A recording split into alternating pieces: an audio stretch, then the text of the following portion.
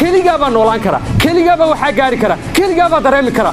waxaad ii sheegtaa inaad diyaar u tahay inaad noloshaada qaadato adigu ood gurigaaga dhisato ood noloshaada noolaato ood qaado mas'uuliyadda waxyaabaad ku hamiyeyso inaad adigu fuliso.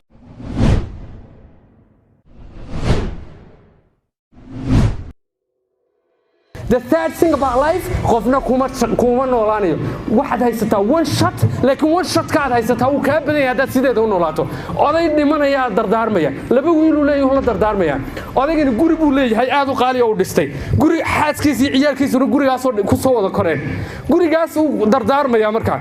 labadiisii wiil baa hareeraha ka fadhiya, curudkii iyo curud ku-xigeenkii. labaduba halkan uu midna fadhiya, midna ka kale xagga. odaygu wuu sii dhimanaya, wuu dardaarmaya.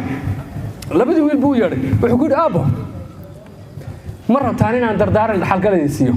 yes nasi aabbo.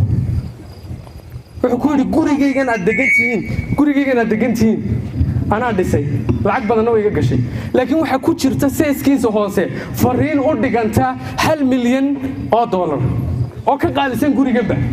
markaan dhinto dumiya fariintaa 1 milyan u dhiganta si aad u heshaan dumiya. dhaxalkaa ma qaadanaysaan?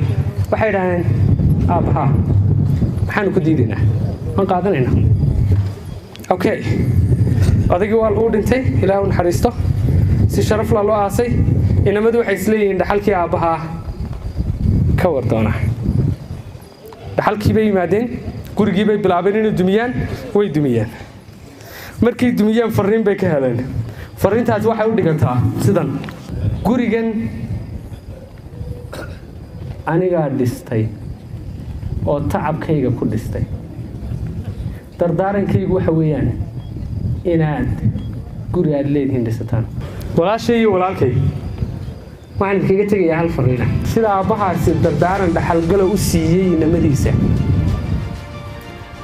waa inaad dhisataa guri aad adigu leedahay.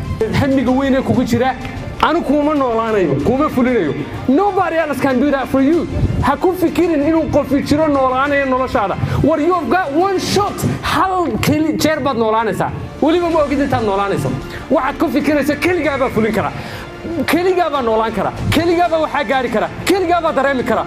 waxaad ii sheegtaa inaad diyaar u tahay inaad noloshaada qaadato adigu ood gurigaaga dhisato ood noloshaada noolaato ood qaado mas'uuliyadda waxyaabaad ku hamiyeyso inaad adigu fuliso.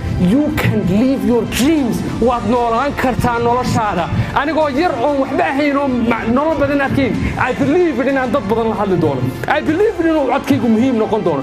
I believe inaan dad badan noloshooda codkayga ku bedeli doono. waxaan idinkaga tegayaa dhiso gurigaaga.